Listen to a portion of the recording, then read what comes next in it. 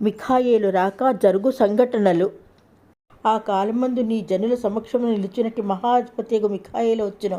అప్పుడు నీ జనులు రాజ్యంగా కూడిన కాలం మొదలుకొని ఈ కాలం వరకు ఎన్నటికీ కలుగునంత ఆపద కలుగును. అయితే నీ జనుల్లో గ్రంథమందు దాఖలైన వారు ఎవరు తప్పించుకుందరు, మరియు సమాధుల్లో నిద్రించి అనేకులు మేలుకొనిదురు.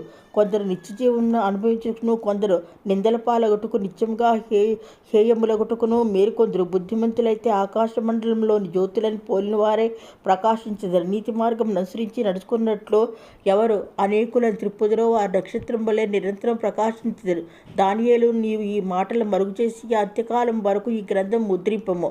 ఈ విధముగా నలుదిశలా సంచరించిన తెలివి అధికము. ఇవన్నీ నాతో మాట్లాడు గబ్రియేలునతడు చెప్పెను. ఆమేన్. మూలము బైబిల్. దానియేలు గ్రంథము 12వ అధ్యాయము. మూలము బైబిల్. దానియేలు 12వ